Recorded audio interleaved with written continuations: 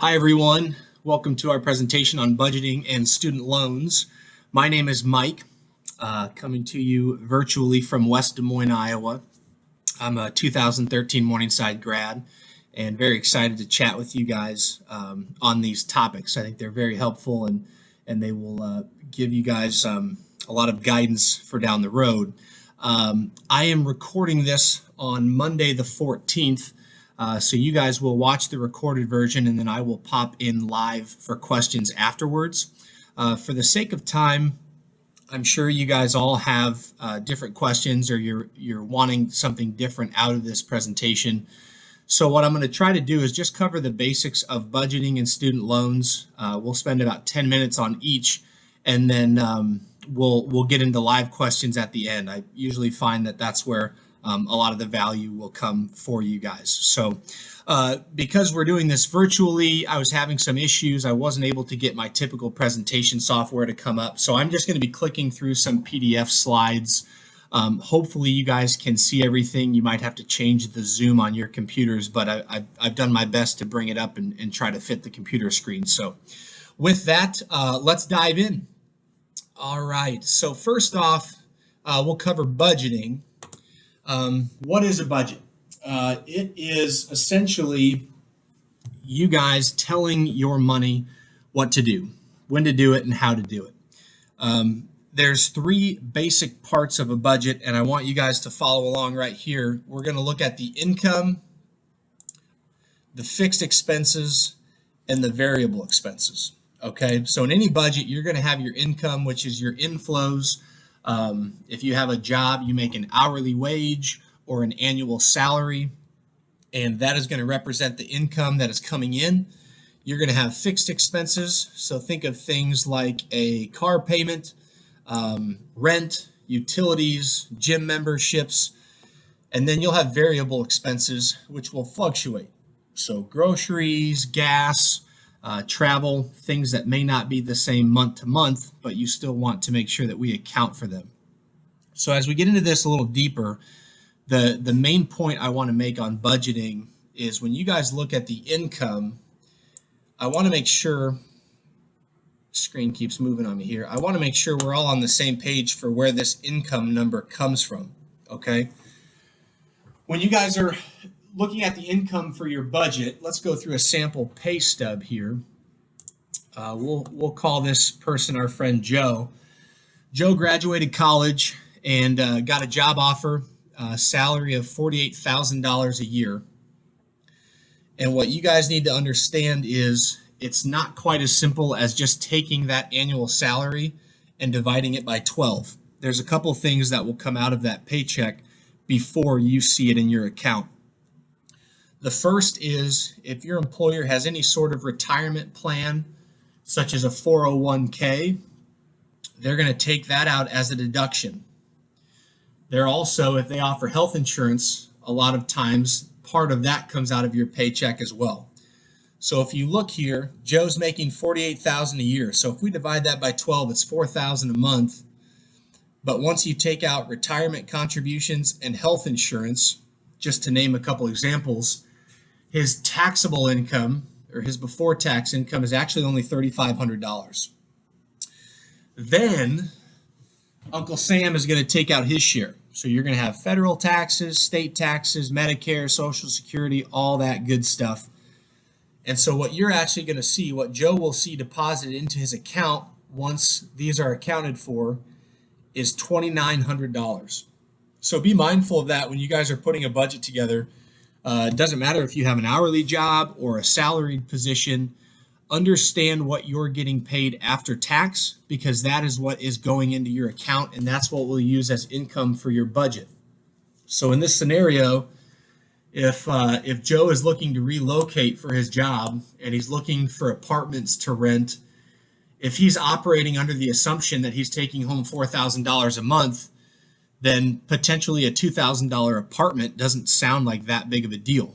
But when you realize that he's actually only taking home $2,900, well, now if he has a $2,000 apartment, that's really going to squeeze his budget. So just understand when you guys are doing your budgets now or after you graduate, make sure you're taking into consideration any deductions or taxes that would be coming out of that.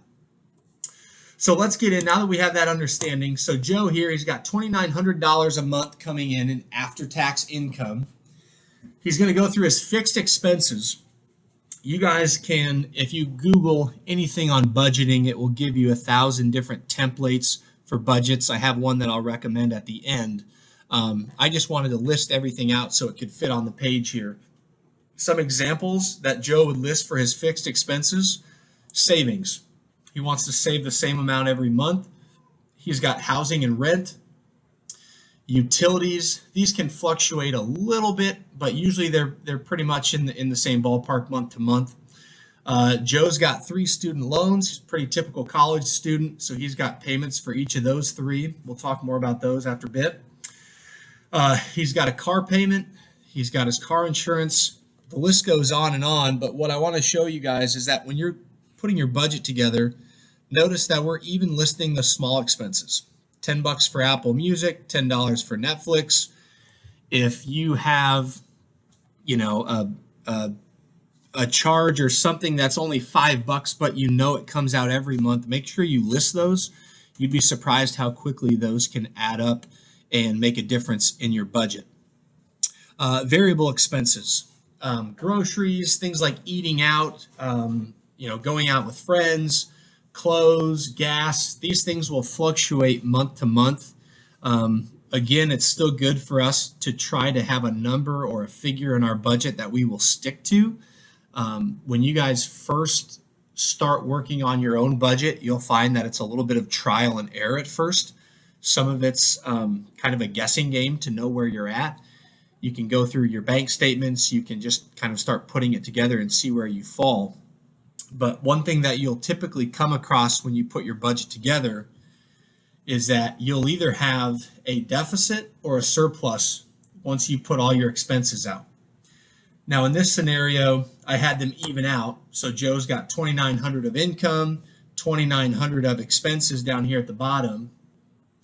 But I also had an extra category of $100. So when I put Joe's expenses together, it came out that he had an extra $100. If you guys experience this, you can decide to put that either somewhere else in the budget. It could go towards other expenses. You can increase your groceries, or you can spend more on clothes. Maybe you want to take that $100 and save more, or put it towards your student loans. The contrasting scenario here is if you put your budget together and you find that your expenses are more than your income. So let's say that we added everything up and it was actually $4,000 down here. Pretty extreme example, but then what you would have to do is you would have to start working through your budget and looking for things to cut out. So maybe we don't travel as much. Maybe we spend less on clothes. Maybe we try to get rid of some of our fixed expenses like a gym membership, or like with a car payment, you could drive a less expensive car, find a less expensive cell phone plan. Just some options there. Again, this is something that we'll take questions on the end or at the end of the presentation, but usually I just like to cover the basics of this. Budgeting's pretty straightforward. The biggest challenge for you guys is just sitting down and taking time to do it. So factoring in what you think your estimated after-tax income is going to be, and then where your budget falls. And I know as college students, you may not have near this many items on the budget, but it's still a good practice to start while you're in college. So the big takeaway here before we move on to student loans, again, in any budget, you're going to have kind of 3 big categories. You're going to have income, fixed expenses, variable expenses. Some budgeting platforms will go through different categories such as housing, food, transportation, some things like that. But understand that some expenses are the same every month and some will fluctuate. So make sure you're able to keep track of that difference. And then when it comes to income, remember, if you're hourly or if you're a salaried position, take into account that you will have deductions and taxes taken out of your paycheck. some of you may not make enough, so you get everything up front and you pay taxes at the end of the year. But I like to estimate those taxes ahead of time. So, for example, if you guys graduate and take a $48,000 a year job, your actual take-home paycheck is going to be somewhere in the ballpark of probably $2,500 to $3,000, somewhere in there. So just be mindful of that. All right, so let's get into student loans. You guys had some good questions that you submitted ahead of time, so I'm going to kind of use those to guide our student loan discussion. Question number 1A was, what will my student loans look like? I don't know. Some of you may be or may have an idea of what your student loans look like. Maybe you've been paying attention when you get the statements, or maybe you're on top of that. If you're like me, you pretty much graduated and didn't have any clue how many loans you had or who you owned. So trust me, if that's you, it's okay, but it's time to kind of get that figured out. If in this scenario here, let's go, there we go. So just up here, pretty typical college student. This is just an example, but let's say you graduate, you have 3 student loans.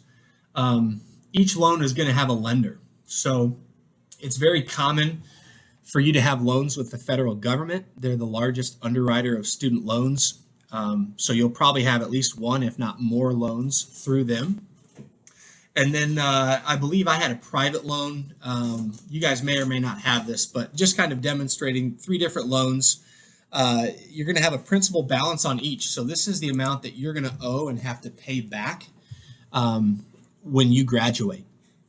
So the first loan, $10,000, second loan, $17,000, and the third loan is $3,000. All right. Each loan is going to have a different interest rate. These fluctuate. So depending if you got this loan your freshman year or your senior year, it'll have a different interest rate on it. Right now, I really don't want you guys to focus on that too much. Essentially, the interest rate is what you're paying them as a finance charge to lend you the money. But I don't think that's anything that you guys need to really worry about too much at this point. Just understand there will be different interest rates on your different loans. So you could have 2 loans. Let's say these were both $10,000, but the monthly payment could be completely different depending on what that interest rate is. And then the last line item I'm going to point out here is these minimum monthly payments. So regardless of who your loan is with or what you owe or what the interest rate is, you guys will have a minimum monthly payment that you will have to make on that loan when you start paying it back. They will tell you what that is. It's not something that you have to go and calculate. They'll tell you. But regardless of if you want to pay a loan off early or if you want to try to tackle your debt quicker than usual, you still need to make the minimum monthly payment on each loan. Okay, so one of the questions was, how do I pay my loans off faster, or how would you pay off your student loans if I was in you guys' shoes? What I would do is I would pay off loan number 3 first. It's got the smallest balance. So if I have any extra, I would put it towards that loan, but I still have to make the $225 payment every month for my second loan and the $100 payment for my first loan. Every month I have to make these minimum payments. And then if I want to pay anything extra, you can do that. If it were me, I'd pay off the smallest loan first. I'm really not worried about the interest rates. I'd rather start kind of using the snowball method, knock out the smallest loan first, and then take the extra savings and put that in my next biggest loan, which would then be the $10,000 loan. Okay. When you guys start, investigating and discovering where your loans are and who they're with, it's not going to be cut and dry like this table. Okay. You might get statements in different months. They're going to come from different companies. So I would just recommend having a document like this and setting up to keep track of where those loans are and what you owe. And don't be afraid to lean on your resources at the college to schedule a meeting, have someone sit down with you and kind of walk you through what this picture looks like. So we'll talk more on that in a little bit. Another question was the process of student loans, or kind of piggybacking on that. When do we start paying them? If you guys are familiar with a grace period, what that is a period of 6 months after you graduate where you do not have to pay on your loans. You're not required to pay. They offer this because understandably you guys are going through a lot of transitions. You might be relocating, starting a new job, getting a feel for your paycheck and what your lifestyle is going to look like. And so they do give you 6 months where you're not required to make these minimum payments that we just talked about. If you guys are planning on going to graduate school, dental school or go to be a doctor, whatever that might be, that grace period doesn't begin until you're done with graduate school. So understand, you'll have a little bit of extra time since you're staying in school longer. If you're getting your degree from Morningside and you're going into the workforce right away, then that grace period begins on pretty much day one after you graduate. So if you guys are graduating in May of 2021, you'll get your first loan statements probably in November or December of that year. My recommendation would be that if you guys can afford to, I would begin paying your loans right away. I wouldn't wait for the grace period to kick in. If you're starting a job or if you're graduating in May and you start a job on June 1st, set it up and start paying those loans right away. Otherwise, if you don't pay them, it's very easy to kind of fall into the habit of lifestyle creep where you will take those funds, you'll find other ways to spend them, and then all of a sudden 6 months down the road you're going to have to find a way to carve out $300, $400, or $500 out of your budget every month for those student loans when you previously weren't doing so. So my recommendation is if you can start paying them right away, that you would do that. A quick note, another question was loan consolidation. I don't always recommend this. If you guys have more than 3 loans, or if they're with several lenders, or you feel you're paying some really high interest rates, you can look at consolidating. Essentially how that works is if we go back up to the first question, you're going to take all 3 of these loans and it's going to consolidate them into one loan. Okay, so here I'm just going to make a note. So you can see that the total loan balance here is $30,000 between these 3 loans. And the total payment is $400 a month. And I don't know what the average interest rate is. If we average those out, probably somewhere, we'll say around 4.25%. Okay. So $30,000 in debt and you have to pay $400 a month. Consolidation is where you would find a third party like a bank that would essentially pay these loans off, and then you would owe the bank rather than owing 3 different lenders for your loans. So up here we owed $30,000, and because of our higher interest rate, we have to pay $400 a month. If you go down here, let's say you go to Security National Bank, they might give you that same $30,000 in loans, but they'll give you a lower interest rate of 3.75. So now your monthly payment is only $325 versus $400. So that's a scenario where I would say, it would make sense to consolidate. I, again, would recommend using some resources at the college, having a mentor, someone that you trust, or even a parent kind of look over your shoulder as you go through that process. I just don't want you guys to get taken advantage of. Banks, credit unions, they do, they get paid when they issue loans. And so I want to make sure it's in your best interest and not just theirs. Okay. So I'm going to make a note here. This would be a good consolidation scenario. A bad consolidation scenario would be if you went to, I don't mean to pick on anybody, but I'll just say Wells Fargo. And they say, hey, we'll put all your loans into one and we're going to give you a 4.5% interest rate. And you're going to pay us $425 a month. And they say, hey, now you don't have to pay 4 different, loan vendors. You can just pay us. Well, keep in mind, it might be nice to pay one person versus 3, but up here we were only paying $400 a month, and down here it might be $425.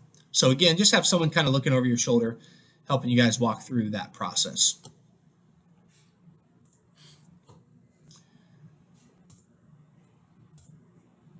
All right, some other questions that we have. Again, how can I lower my student loans faster? We touched on some of these.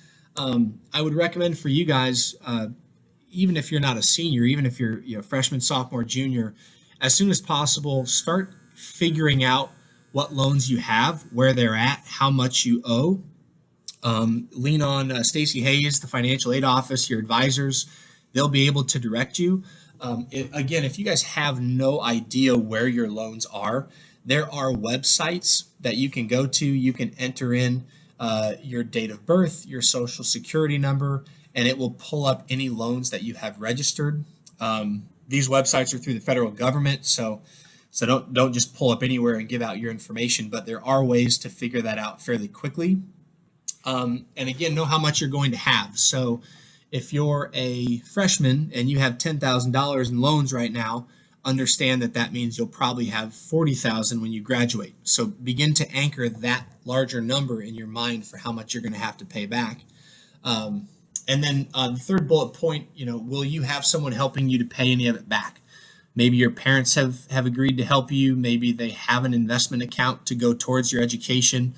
If that's the case, now's a good time to start having the conversation of what that looks like, and when and how much they would be thinking about helping you out. But understand that if the loans are in your name, ultimately you're on the hook to pay them back. The biggest point here, set up an online login for all of your loans and keep your usernames and passwords accessible. Okay, most of these, they don't keep a lot of your private information online.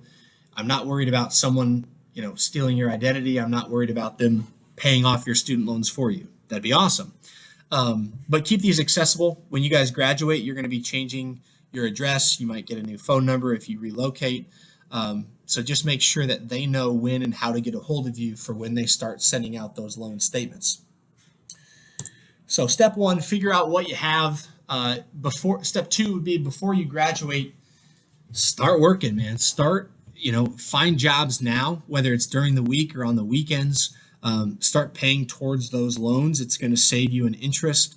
And I understand some of you may be very busy with extracurriculars, but there's always time. There's always, an opportunity where you can make a little extra cash while you're in school. Get thrifty. I was told this when I was in college and I didn't appreciate it enough. This is as cheap as your lifestyle is ever going to be. It's the few years that you're able to show up every day in sweatpants and flip-flops and nobody really cares. So I guess maybe dress standards have gone up since I was in college, but just use that to your advantage when you're looking to purchase things. Maybe you don't really need the $150 jacket right now when you can wear sweatpants and flip-flops every day. So just be aware of that. After graduation, set up auto pay on all of your loans to pay every month on time. Okay. So if I go back to these, if you have these loans up here, don't expect to write a check every month. Don't expect to log in every month on the due date and pay each of them separately. Go in, make sure you enter your bank info so that every month they will pull this so that you don't risk having a late charge or missing a payment. Just make sure that you set those up automatically. Again, don't be scared to work additional jobs or overtime. Put the extra income towards your loans. You guys are young, you're healthy, you got a lot of spare time. Not that you can't still enjoy life, but use it to your advantage to get out and get after it. We talked about loan consolidation. This usually isn't my first recommendation, but if you've got 4 or more loans, or you feel you're paying some pretty high interest rates, that might be something worth looking into. And then I always say this, strive to pay them off as quickly as possible. Some of the resources I'm going to give you at the end of the presentation will dive further into some creative ways to pay off your loans faster. But again, I wouldn't treat these as a live-in relative. Make sure you're getting after them, understand what you have, and don't just pay them mindlessly. Be intentional about it. Understand what you have and how long you think, based on your budget, that you'll be able to pay those loans off. Question number 3, how do I balance responsibilities and fun in the budget? I'm going to be honest with you. I'm a realist. Do not overspend. You guys have got to be disciplined. You got to hold yourselves accountable. I know in those early months when you're getting experience with budgeting, it's going to be a give and take. There'll be some months where you spend more, where you spend less. It takes a little bit of time to get experience with it. But my warning to you is that if you don't stick to the budget, you're going to end up spending money that's just not there. And that's where people start to fall into a pit. They start to lean on credit card debt. And they get other unexpected expenses that come up, and it really does cause financial stress. And as a financial advisor, I see it with a lot of younger clients. I understand responsibilities aren't fun, but financial stress is a lot less fun. Okay, it leads to a lot of other issues down the road. So just try to make it your goal to be on top of this. You may not have your loans paid off for 10 years, and that's okay. But just understand where your money is, where it's going, and be in charge of your budget. Question number 4, what might be some unexpected challenges to maintaining the monthly budget? I would say the biggest challenges are just inconsistencies, expenses that you don't have every month, medical bills, car repairs. Think like Christmas.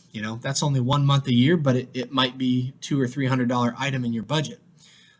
Being aware of those things and either saving extra as you get closer to those months, or breaking it down over 12 months and having a separate account where you're contributing a little bit to that account every month. Inconsistent income I put on there. If any of you are looking to go into sales, or if you start out potentially in an hourly position where one week you work 40 hours, the next week you work 30 or 35, that can be challenging because the income isn't the same number every month. If you guys are in a situation like that, feel free to reach out. I'm not going to spend a lot of time on it, but I'm in a job where my income is very inconsistent from the standpoint of I am basically full commission. So 1 month could be completely different from the next. So if you guys are looking for some tips or some tricks there, feel free to email me. I've got that listed at the end of the presentation. And then a couple things I wanted to mention just to kind of, make you guys aware of some of the things that you'll want to think about saving for down the road. Not everything is a bad unexpected expense. There are a lot of cool things that you'll get to look forward to out of college when you do get that first job and you find that you're making more money than you ever have. You're going to potentially be able to go out and purchase a car, save up for a house, or vacations that you maybe couldn't afford when you were a student and didn't have any income. You may be able to buy an engagement ring someday. These things that I've listed here, these 4 big items, just about every person will experience these expenses. I always recommend, especially for these, that you guys save up for the purchase before you actually buy it. Don't get in the habit of buying things on credit. That's a whole nother conversation if we get into credit cards and debt repayment and some of that stuff. But do your best to save up for these. Just extra budgeting tips. When you graduate, it's great to go out and feel like you're qualified to buy a $40,000 vehicle, which most of you will be able to based on your income. But, don't be afraid to buy something a lot cheaper that's a lot more affordable, because the larger that car payment is in the budget, the less room you're going to have for other things like, going out to eat, travel, savings, and things like that. So just be mindful of those. And that's something that we do help you guys with as advisors. Find someone you trust. We don't charge college kids. We don't charge recent graduates. If you guys ever want to set up a 15 or 20 minute call, we're happy to kind of help walk through some saving strategies for some of these items, or just budgeting in general. So that wraps up the questions that you guys had from before.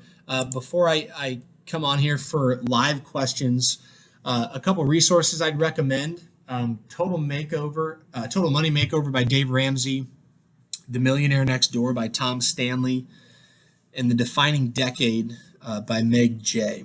If I had to give a 3-pack of books to any college student or recent graduate, it would be these 3. I think they're great resources, and I'd probably recommend them in that order. Total Money Makeover is a lot of information on just understanding your finances and paying off your debt so that you can use one of your biggest wealth building tools, which is your income, to start investing for the next chapter in your life.